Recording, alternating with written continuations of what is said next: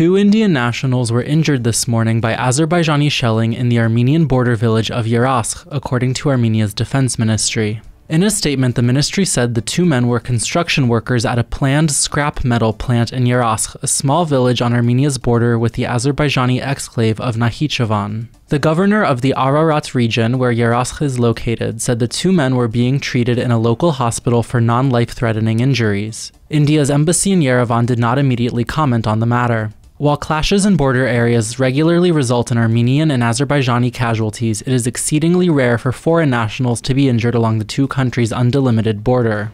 Yeraskh has come under Azerbaijani fire 3 times in the past 2 days, according to Armenia's defense ministry. Recent weeks have seen tensions again rising in the region, with Yerevan and Baku accusing each other of violating the 2020 ceasefire statement almost daily.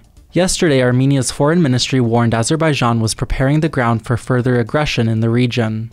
Toivo Klar, the European Union's special representative to the region, said today Brussels is closely following the situation in Yeraskh, adding that shooting in all areas needs to stop. Klar is fresh off a visit to the region where he met with both Armenian and Azerbaijani officials. The apparent targeting of the planned steel plant in Yeraskh echoes Azerbaijan's repeated shelling of Sotk, a border village in Armenia's eastern Gegharkunik region that hosts the country's largest gold mine. Last month, the Russian company that owns the mine said it had indefinitely suspended some operations, citing shelling from Azerbaijan. In diplomatic news, a State Department spokesperson yesterday said postponing a planned Armenia Azerbaijan summit in Washington this week was 100% due to scheduling issues. "We look forward to rescheduling it as soon as we can," Matthew Miller told reporters in Washington. He declined to give a concrete timeline for the latest round of talks between the foreign ministers of Armenia and Azerbaijan. The foreign ministers were set to meet this week in the U.S. Capitol, but it emerged last week that Baku had asked for the meeting to be delayed. It would have been the officials' 3rd round of talks in the past month. The 2 countries' foreign ministries have each confirmed that the meeting has been postponed, but neither has specified why. The past month has seen a series of high-level meetings between Armenian and Azerbaijani officials, including Prime Minister Nikol Pashinyan and President Ilham Aliyev. The summits in Washington, Brussels, Moscow, and Chisinau, Moldova have all ended in no discernible progress toward a peace deal.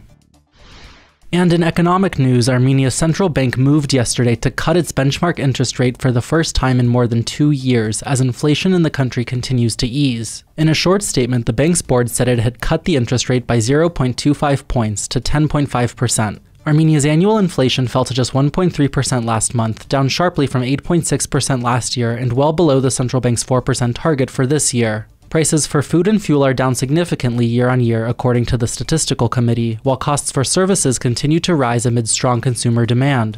The central bank hiked interest rates 6 separate times last year, most recently in December, in an attempt to curb rising inflation. Monetary authorities often raise rates when they believe the economy has become overheated and prices are growing too quickly.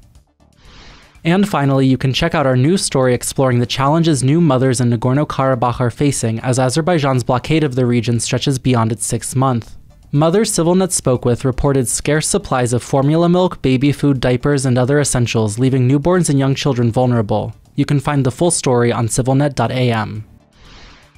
And as always, please follow СивиLNeT for the latest updates into independent journalism from our reporters on the ground in Armenia, Nagorno-Karabakh, and the region.